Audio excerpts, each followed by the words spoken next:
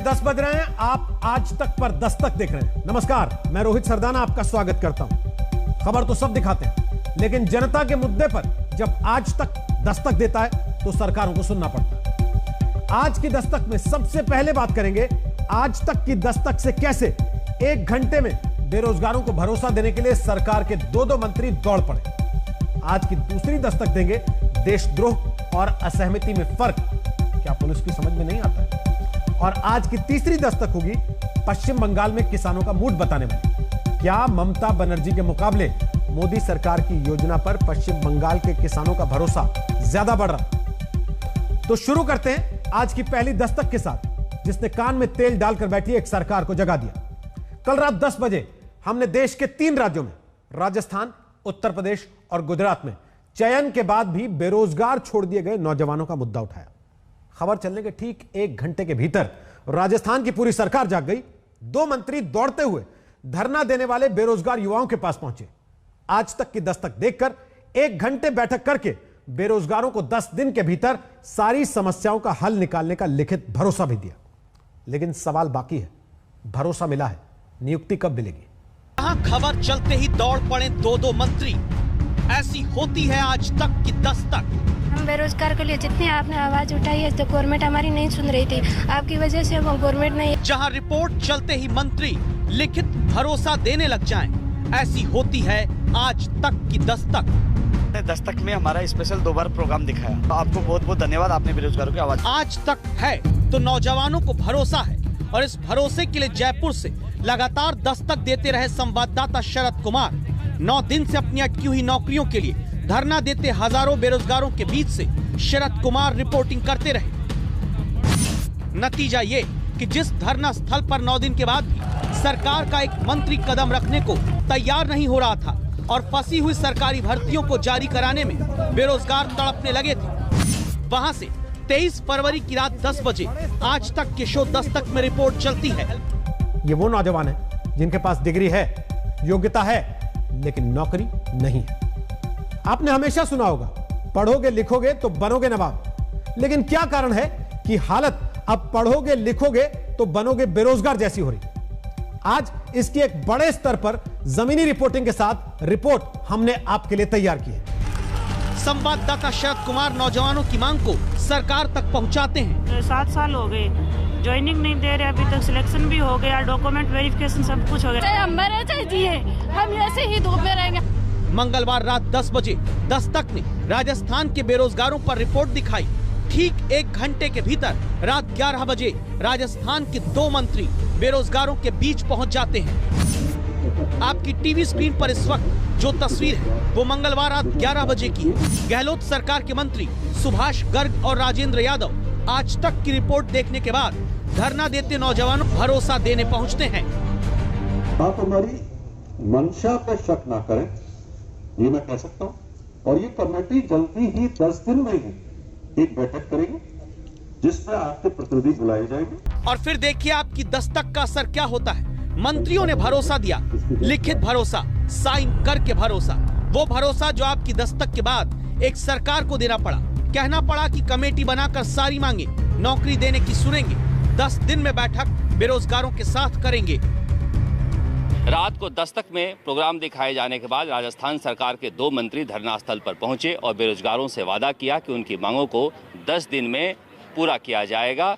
इसके बाद धरना आज खत्म कर दिया गया है। हमारी कोशिश रहती है कि हम अपने दस्तक प्रोग्राम के जरिए लोगों की समस्याओं को उठाएं।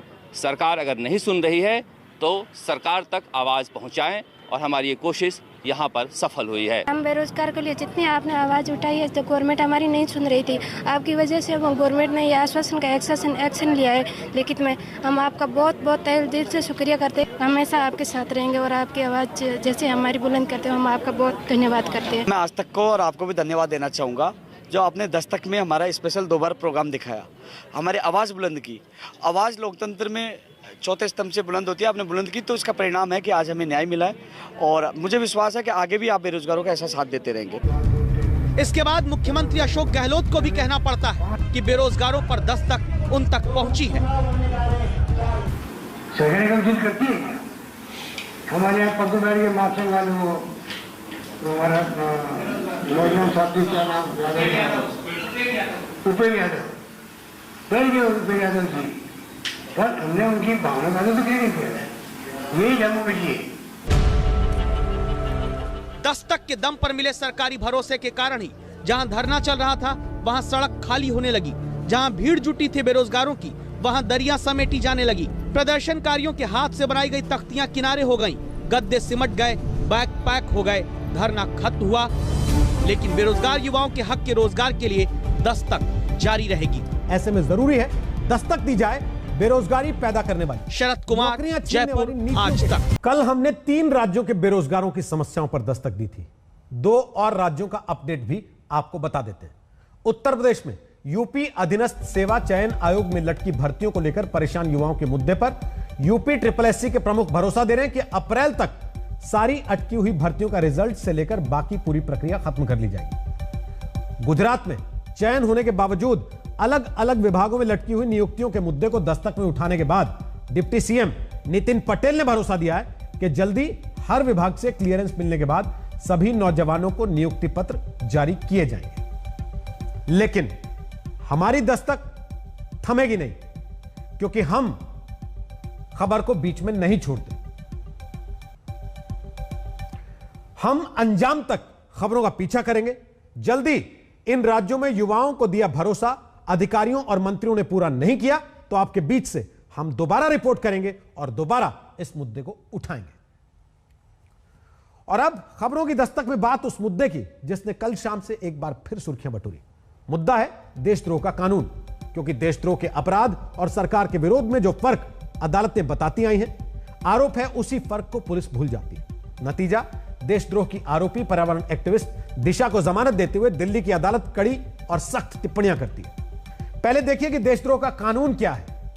आईपीसी की धारा 124A के तहत कानून कहता है कि बोले या लिखे गए शब्दों या संकेतों के जरिए या वीडियो के जरिए जो कोई भी भारत में कानून से स्थापित सरकार के प्रति घृणा पैदा करेगा या पैदा करने की कोशिश करेगा, असंतोष पैदा करेगा या करने का प्रयास करेगा, उसे आजीवन कारावास या 3 वर्ष तक की कैद और जुर्माना अथवा सभी तरीकों से दंडित किया जा सकता है। यह कानून में लिखा है, जिसका एक एक शब्द हमने आपको बताया। लेकिन होता क्या?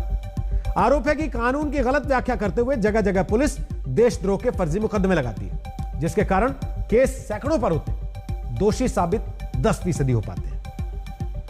गणेश जी की आकृति से जुड़ी नेम प्लेट वाला ये घर 22 साल की पर्यावरण कार्यकर्ता दिशा का है। ये दिशा की मां है। ಒಂದೇನಂದ್ರೆ ನ್ಯಾಯಾಂಗ ವ್ಯವಸ್ಥೆ ಏನಿದೆ ನಮ್ಮ ದೇಶದಲ್ಲಿ ಅದರ ಮೇಲೆ ನಂಬಿಕೆ ಇದೆ। अनेकता में एकता वाले देश भारत की साइबर सिटी बेंगलुरु में दिशा की मां ने कन्नड़ में कहा है, हमें हमारे देश की कानून व्यवस्था पर भरोसा है। और ये 22 साल की उसी दिशा के पिता, जिसे दिल्ली पुलिस ने किसान आंदोलन में अंतर्राष्ट्रीय साजिश का हिस्सा बताते हुए देशद्रोह के आरोप में गिरफ्तार किया था। बेटी को जमानत मिलने के बाद पिता भी देश की कानून व्यवस्था पर भरोसा जताते हैं। We have not done anything wrong. I am an Indian. We have to respect our country's rules and regulations. दिशा अभी भी देशद्रोह के आरोपी कोई बरी नहीं हुई, लेकिन देश में एक बहस फिर से शुरू होती है। आईपीसी की धारा 124 है, यानी देशद्रोह को लेकर बहस इस बात की कि क्या अब देशद्रोह की धारा में संशोधन या बड़े बदलाव की जरूरत है, क्योंकि भारत में 1860 में आए इस कानून को 10 साल बाद अंग्रेजों ने 1870 में आईपीसी एक्ट में शामिल किया था। मकसद था उन लोगों को रोकना जो अंग्रेजों को चुनौती देते थे, मतलब देश के क्रांतिकारी। आईपीसी की धारा 124A के तहत महात्मा गांधी और लोकमान्य बाल गंगाधर तिलक पर मामला दर्ज किया गया था। आरोप था कि अंग्रेजी सरकार के खिलाफ लेख लिखा। देश में अंग्रेजों के जमाने के सैकड़ों कानून खत्म किए गए, लेकिन क्या 124 से देशद्रोह का कानून जैसे अंग्रेजों के जमाने में था वैसा ही जस का तस चला आ रहा है? तो धारा 124 capital A Indian Penal Code के अंतर्गत कहा जाता है कि अगर सरकार के खिलाफ आप ऐसे अल्फाज इस्तेमाल करोगे और सरकार को डिस्टेबलाइज करने की कोशिश करोगे और जो आम आदमी का नजरिया है सरकार के प्रति, उसमें कोई आंच लगाने की कोशिश करोगे तो निश्चित रूप से आपके खिलाफ सेडिशन का केस हो सकता है। लेकिन ये एक, जब आपको मालूम है तो अंग्रेज जब यहाँ राज कर रहे थे, ये तब का कानून है। और अंग्रेजों ने तो अपना कानून, इस कानून को रद्द कर दिया इंग्लैंड में, लेकिन हमारे यहाँ अभी भी ये कानून चलता आ रहा है। 1947 में भारत का निजाम और निशान बदला और 1950 में देश का विधान बदला, लेकिन नहीं बदला तो देशद्रोह का कानून। राजद्रोह से उसका नाम देशद्रोह तो हो गया, लेकिन उसके अंदर की सारी चीजें वही रही। इस दौरान कई बार ये बातें उठी कि लोकतंत्र के हिसाब से इसमें बदलाव और सुधार किए जाने चाहिए, लेकिन बातें बातों तक ही सीमित रह गई, कोई ठोस कार्रवाई अब तक नहीं हुई। और यही वजह है कि देशद्रोह के नाम पर मुकदमे तो बहुत तेजी से दर्ज कर लिए जाते हैं, लेकिन सजा 1% लोगों को भी नहीं मिलती, क्योंकि इसे साबित करना बहुत ही दुरूह और मुश्किल होता है, और वो भी आज की 21वीं सदी में। नेशनल क्राइम रिकॉर्ड ब्यूरो के आंकड़े कहते हैं 2014 से 19 तक 124 के तहत 559 लोगों को गिरफ्तार किया गया। इनमें से सिर्फ 10 लोगों को ही दोषी ठहराया गया। तो सवाल उठता है, अगर देशद्रोह के मामले पुलिस अलग अलग राज्यों में दर्ज करती है तो ज्यादातर केस में सजा क्यों नहीं दिला पाती? इसका जवाब हमने रिटायर्ड जस्टिस मदन लोकुर से पूछा है। अंधाधुंध केसेस फाइल करेंगे तो कन्विक्शन तो बहुत कम होगी ही होगी। अब किसी ने कुछ कह दिया और पुलिस ने कह दिया कि ये देशद्रोही है। अब किस एंगल से आप देखेंगे कि ये देशद्रोही है? इस जवाब की रोशनी में दिशा केस में जमानत देते हुए दिल्ली की पटियाला हाउस कोर्ट की टिप्पणियां ध्यान देनी चाहिए, जो कहती हैं कि किसी लोकतांत्रिक देश में नागरिक सिर्फ इसलिए जेल नहीं भेजे जा सकते क्योंकि वो सरकार की किसी नीति से असहमत है, और देशद्रोह का मामला सिर्फ सरकार के टूटे गुरूर पर मलहम लगाने के लिए नहीं थोपा जा सकता। ये केस इतना झूठा बनाया हुआ केस है, इसको वापस ही लेना चाहिए। लोअर कोर्ट का निर्णय कोई फाइनल निर्णय नहीं होता। हो सकता है ये एजेंसियां इस ऑर्डर के खिलाफ अगली कोर्ट में अपील में जाए। ये बात 100% सच है कि दिशा को अभी सिर्फ जमानत ही मिली है, कोई क्लीन चिट नहीं। लेकिन जवाब इस बात का भी खोजना जरूरी है कि देशद्रोह का कानून सियासत का टूल तो नहीं बनता जा रहा, और अगर हाँ तो जरूरी है वो कानून बदला जाए जिससे लोकतंत्र ही कटघरे में खड़ा हो जाए। अनिशा माथुर के साथ संजय शर्मा, दिल्ली आज तक। ऐसा नहीं है कि 2014 के पहले देशद्रोह के केस दर्ज नहीं होते थे। 2012 में कार्टूनिस्ट असीम त्रिवेदी पर देशद्रोह का केस लगाकर वापस लेना पड़ा था। 2012 में ही केंद्र में कांग्रेस की सरकार रहते तमिलनाडु में परमाणु ऊर्जा संयंत्र का विरोध करते 9000 लोगों पर देशद्रोह का केस दर्ज किया गया था, जिनमें से ज्यादातर दावा है अज्ञात लोग थे। देशद्रोह के कानून के समर्थक और विरोधियों के तर्कों को भी आपको एक बार देखना चाहिए। धारा 124A का समर्थन करने वाले कहते हैं कि विभाजनकारी शक्तियों और अलगाववादी ताकतों से निपटने का यह कारगर उपाय है। विरोध करने वालों का तर्क है सरकार पर सवाल उठाना देश पर सवाल उठाना नहीं होता। इसके समर्थक दलील देते हैं कि अभिव्यक्ति की स्वतंत्रता का मतलब असहमति फैलाने का लाइसेंस नहीं होता। विरोध करने वालों की दलील है कि असहमति के नाम पर जेल में डाल देना भी संविधान का अपमान है। समर्थकों की एक दलील यह भी है कि अगर कोई देश में अराजकता की स्थिति पैदा करने की कोशिश करता है तो देशद्रोह कानून इसे कम करने में मदद करता है। 124A के खिलाफ आवाज उठाने वाले कहते हैं कि इस कानून के जरिए पुलिस के सहारे सरकारें सिर्फ जबरन दबाव बनाने की कोशिश करती है। इन दोनों तर्कों के बीच अब हम चलते हैं उन एक्सपर्ट्स के पास जिनसे हमने इस कानून को लेकर उठे कुछ सवाल आपके लिए पूछे।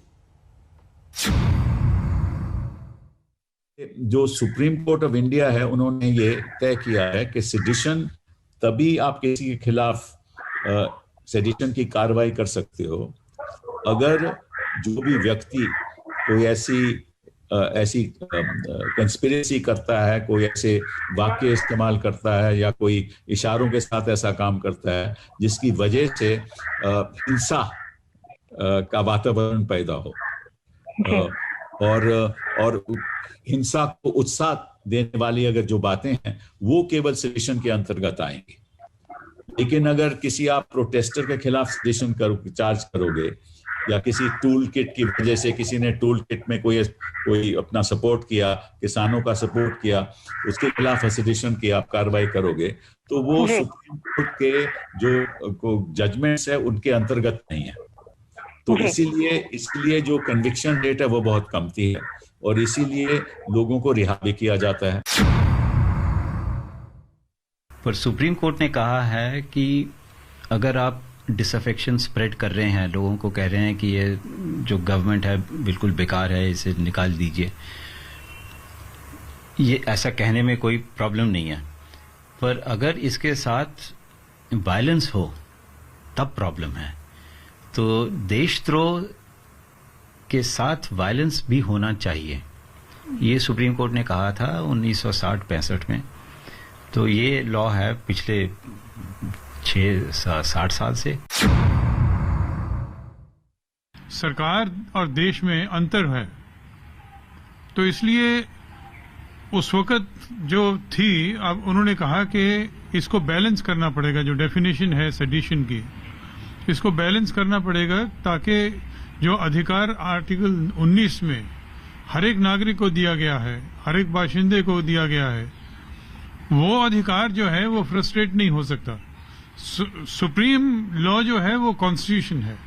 तो इसलिए उन्होंने कहा कि देशद्रोह सिर्फ उन्हीं मामलों में इल्जाम लगाया जा सकता है जहां पे इंसाइटमेंट टू वायलेंस हो और वायलेंस फॉलो करे उसको, जो स्पीच, अदरवाइज सिर्फ स्पीच देने से ये जुर्म जो है कि इसका इल्जाम नहीं लगाया जा सकता।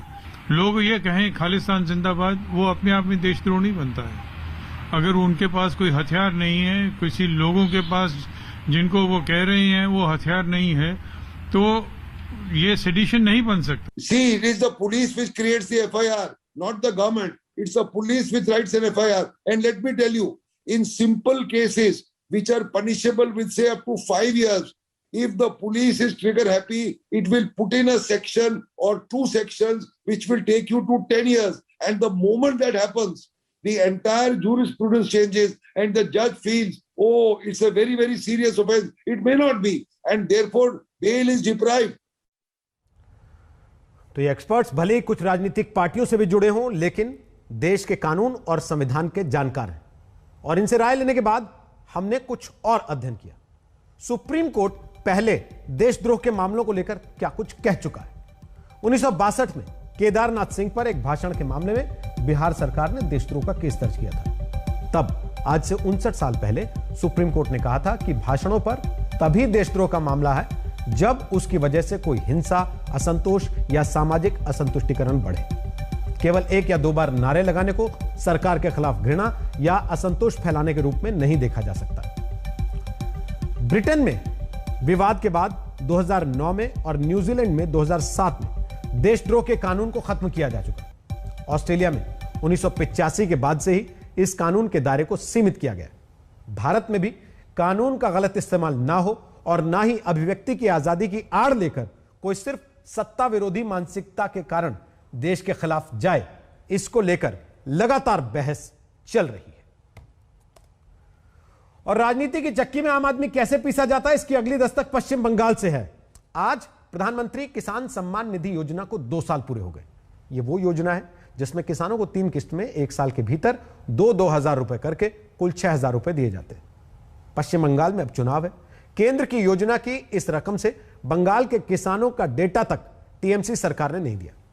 फिर कैसे किसानों पर ममता जागी? दीदी को पूछे कितने बैंक अकाउंट नंबर भेजे आप, सिर्फ फेस सेविंग के लिए चिट्ठी भेज दी। तो बहुत अजब की बात है। बैंक किसका? गवर्नमेंट ऑफ इंडिया ना government of West Bengal? Bank मेरे को दे देने बोलो तो 1 सेकंड में मैं कर देती हूँ। संवेदनहीनता बंगाल का हर किसान देख रहा है, महसूस कर रहा है। प्रधानमंत्री किसान सम्मान निधि योजना से जब 2 साल के भीतर 10 करोड़ से ज्यादा देश के किसानों को साल में 6 हजार रुपए पाने का लाभ मिला, तब पश्चिम बंगाल के किसानों के हाथ से ये मौका छिनता रहा, क्योंकि केंद्र की स्कीम पर बंगाल की सियासत भारी पड़ती रही। माटी मानुष कहने वाली संवेदनहीनता बंगाल का हर किसान देख रहा है, महसूस कर रहा है। किसान के नाम पर कौन अपनी राजनीतिक रोटियां सेक रहा है।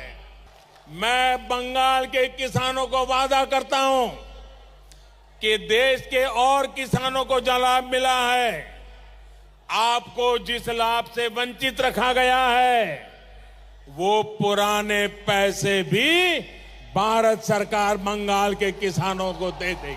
आखिरकार पश्चिम बंगाल की ममता बनर्जी सरकार को किसानों का मूड चुनावी सीजन में समझना पड़ा। बीजेपी लगातार वादा करती आ रही थी कि सत्ता में आते ही पश्चिम बंगाल के 69 लाख किसानों को एरियर के साथ पूरे 18 हजार रुपए दिए जाएंगे। और तब ममता सरकार के किसानों का साफ संदेश आ गया जब पश्चिम बंगाल के करीब 38 लाख किसानों ने खुद ही पीएम किसान पोर्टल से खुद को जोड़ दिया। पिछले 2 हफ्ते में रोज बंगाल के 1 लाख किसान खुद को पीएम किसान पोर्टल से सम्मान निधि पाने के लिए जोड़ते गए। जब जनता सीधे दस्तक देती है तो सरकार भी फौरन हरकत में आती है। 24 घंटे पहले आज तक ने जनता तक जल्दी वैक्सीन पहुंचाने की मुहिम शुरू की थी।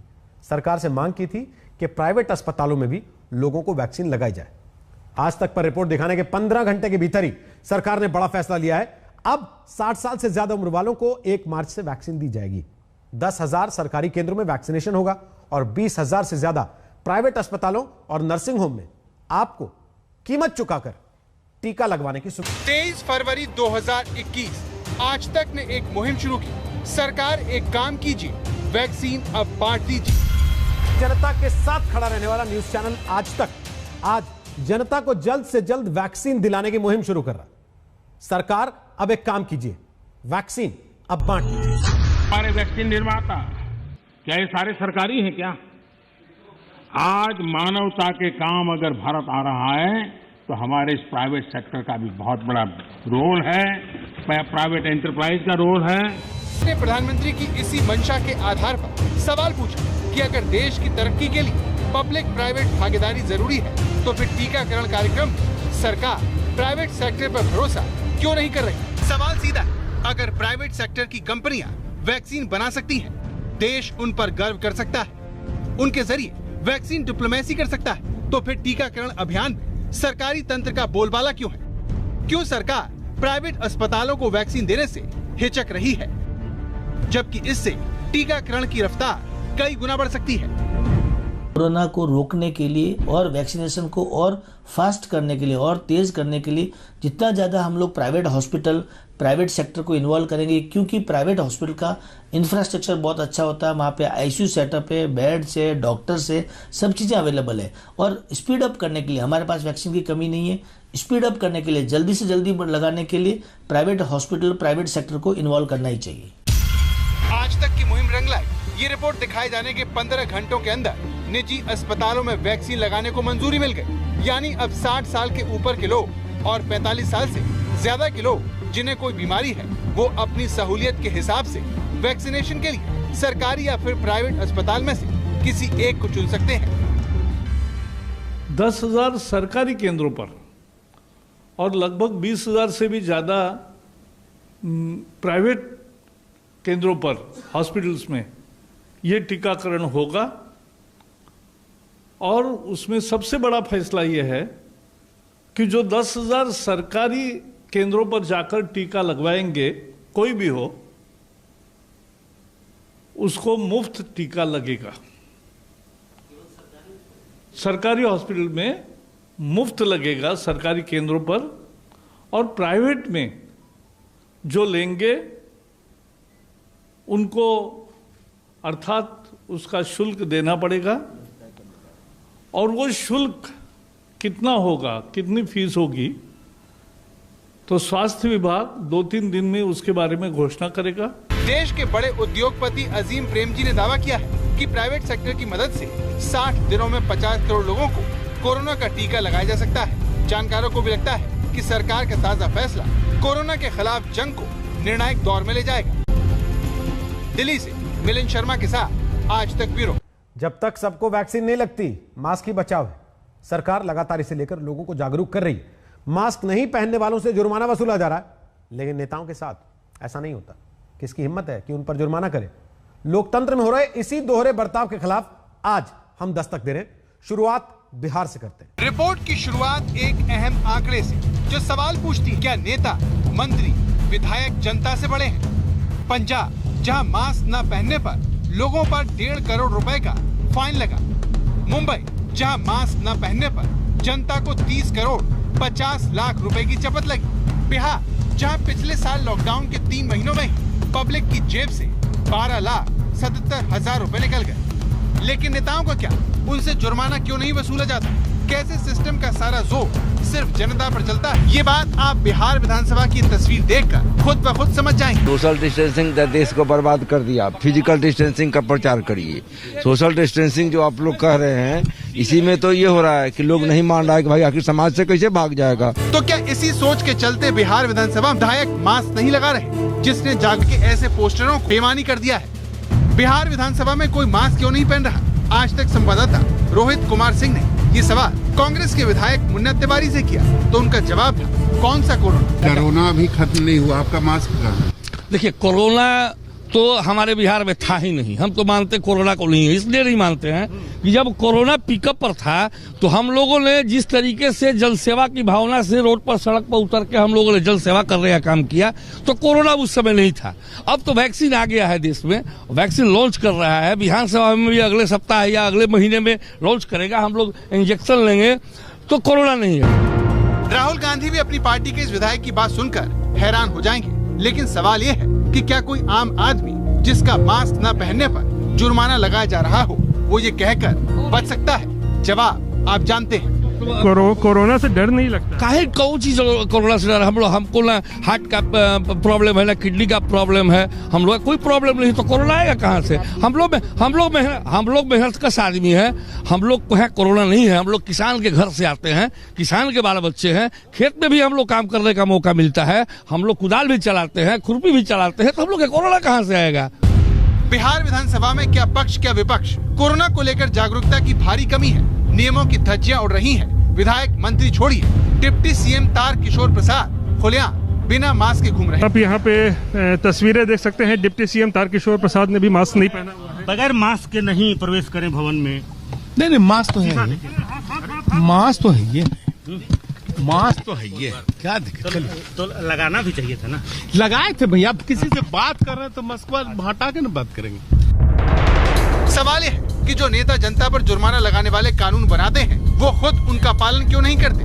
क्या नेता खुद को कानून से ऊपर समझते हैं? क्योंकि जब आज तक संवाददाता रोहित कुमार सिंह ने जीवेश मिश्रा से मास्क न पहनने की वजह पूछी तो वो भड़क गए। माननीयों के साथ साथ मंत्री लोगों ने भी जो है वो मास्क नहीं लगाया हुआ है। जीवेश जी, मास्क आपने नहीं पहना हुआ है, कोरोना का खतरा भी खत्म नहीं हुआ है। ये मास्क पहना हुआ है, आपको दिखा नहीं? अफसोस, लेकिन आपने उसके नीचे किया। अफसोस, आप जब प्रश्न पूछेंगे तो हटाकर ही जवाब देंगे ना।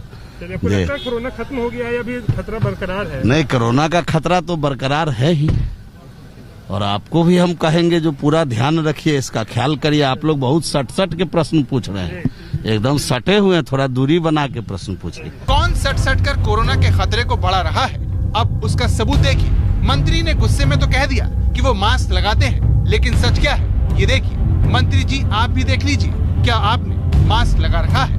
अफसोसजनक तो ये है, लेकिन अपनी गलती को छिपाने वाले जीवेश मिश्रा अकेले नहीं, मदन साहनी को भी आप बिना मास्क लगाए खड़ा हुआ देख सकते हैं। लेकिन जब इनसे मास्क को लेकर सवाल हुआ तो इन्होंने तुरंत पलटी मार दी। मदन साहनी जी, मास्क आप लोग क्यों नहीं पहनते? नहीं, मास्क हम लोग निश्चित रूप से मास्क का इस्तेमाल करते हैं। गाड़ी के अंदर में भले नहीं लगावे, लेकिन बाहर में सदन के अंदर या कहीं भी सार्वजनिक जगह पर हम लोग इसका इस्तेमाल। मंत्री जी का मास्क क्या कभी जेब से निकल भी पाता होगा? इस सवाल से भी बड़ा सवाल ये है कि क्या कोई अफसर इन पर जुर्माना लगाने की हिम्मत कर पाएगा? क्योंकि बिहार के बजट सत्र में हिस्सा लेने आए इन जनप्रतिनिधियों ने साबित कर दिया है कि नियमों की धज्जियां उड़ाने में कोई भी किसी से पीछे नहीं है। इस वक्त विपक्ष जो है वो विधानसभा में हंगामा कर रहा है बाहर निकलने के साथ, और आप देख सकते हैं विपक्ष के कई नेताओं ने जो है वो मास्क नहीं पहना हुआ है। क्या सरकार, क्या विपक्ष, मास्क पहनने को लेकर सभी तरफ आप देख लीजिए, वहां लापरवाही आपको साफ तौर पर नजर आ रही है। आम आदमी का वोट किसी नेता को विधायक, सांसद, मंत्री और मुख्यमंत्री बनाता है, लेकिन सवाल ये है कि जो पब्लिक सरकार बनाती है वही सिर्फ क्यों जुर्माना चुकाती है? रोहित कुमार सिंह, पटना, आज तक। देश में लॉकडाउन की वजह से दावा है कि करोड़ों नौकरियां चली गई, कईयों के कारोबार चौपट हो गए। ऐसे में सरकार की जेब में फाइन के रूप में जो पैसा गया वो जनता की बचत का है। लेकिन नेता क्या कर रहे हैं, ये आपने बिहार विधानसभा परिसर में देखा। अब मध्य प्रदेश का हाल देखिए। मध्य प्रदेश में कोरोना जितना सख्त होता जा रहा है, नेताओं की जागरूकता उतनी ही कमजोर हो रही है। भोपाल और इंदौर में इन दो जगह पे भी विशेष सतर्कता और कोरोना गाइडलाइन के पालन जैसे मास्क जैसे अन्य चीजों के पालन के लिए हमने स्पष्ट निर्देश किए। तस्वीरें मध्य प्रदेश की राजधानी भोपाल की है, जहां विधानसभा परिसर में दिख रहे माननीय विधायक और मंत्री कोरोना को लेकर लापरवाही की सारी सीमाओं को तोड़ रहे हैं। जब आज तक का कैमरा ऑन हुआ तो ये सवाल और भी तीखा हो गया कि मास्क न लगाने पर नेताओं पर जुर्माना क्यों नहीं होता। मध्य प्रदेश विधानसभा में क्या स्थिति है, जो लोग यहाँ पहुँच रहे हैं, खासतौर से मंत्री हों, विधायक हों, क्या उन्होंने कोरोना गाइडलाइंस का पूरी तरीके से पालन किया है, क्या उन्होंने मास्क पहना है? ये तस्वीर जब हम मध्य प्रदेश विधानसभा में देखते हैं तो ज्यादातर विधायक यहाँ पर कैमरा देखकर अपना मास्क निकाल रहे हैं। जब वो गाड़ी से उतरते हैं, देखते हैं कि कैमरे उनकी तरफ हैं, तब उनके मास्क निकलते हैं। सवाल ये उठता है कि जिस कोरोना की वजह से भोपाल और इंदौर में सख्त निगरानी के निर्देश दिए हैं, मास्क लगाने के निर्देश दिए गए हैं, उसका पालन करवाने की बात कही गई है खुद मुख्यमंत्री की तरफ से, आखिरकार उसी भोपाल में मध्य प्रदेश विधानसभा के परिसर में कई ऐसे जिम्मेदार नेता विधायक जो है वो बिना मास्क के घूम रहे हैं। मध्य प्रदेश के 12 जिले महाराष्ट्र की सीमा से सटे हैं। मुख्यमंत्री ने इन सभी जिलों में खास सतर्कता बरतने के निर्देश दिए हैं, लेकिन सारे नियम कायदे कानून सिर्फ जनता के लिए है। बंधु, मैंने मास्क नहीं पहना पर मेरे पास गमछा है। यदि कोई 2 गज की दूरी से ज्यादा पास आके बात करेगा, मैं अपना मुंह बांध के उससे बात करूँगी। आपको नहीं लगता कि मास्क अगर होगा तो ज्यादा बेहतर होगा? भाई, मुझे मास्क से ज्यादा सफोकेशन होता है। आज तक के सवाल से भड़कने वाली ये मध्य प्रदेश की पर्यटन मंत्री हैं, जिनके पास एक ऐसा गमछा है जो भीड़ में चलने के दौरान भी मुंह तक नहीं पहुंच पाता।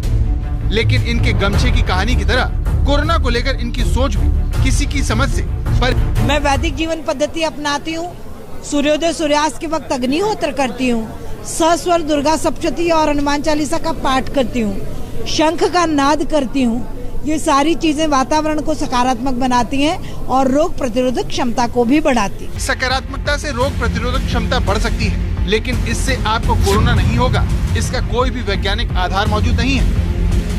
लेकिन जो मंत्री ऐसी हास्यास्पद बातें करते हैं, मास्क न लगाकर गलत संदेश देते हैं, मौका मिलने पर कोरोना के बढ़ते केस के लिए जनता को ही कोसने लगते हैं। नागरिकों की लापरवाही है कि जैसे ही छूट मिली, चाट पकौड़ी खाना, अकारण बाजार में घूमना और इस प्रकार से जो लापरवाही नागरिक करते हैं, वो सब कष्ट के भागी फिर से हो रहे। उषा ठाकुर जी, आपकी ऐसी बातें सुनकर जनता को कितना कष्ट हो रहा होगा, क्योंकि मास्क लगाकर बाजार में जाने में कोई बुराई नहीं है, दिक्कत तो मास्क से दूरी बनाने में। तो दस्तक में आज के लिए इतना ही, लेकिन कल आपसे फिर मुलाकात होगी एक नई दस्तक के साथ। तब तक के लिए अपना ख्याल रखें। नमस्कार, मैं हूं अंजना ओम कश्यप। हमें उम्मीद है ये वीडियो आपको पसंद आया होगा। लेटेस्ट खबरों के लिए यूं ही देखते रहिए आज तक, और इस वीडियो के पसंद आने पर लाइक, शेयर एंड सब्सक्राइब करना ना भूलें।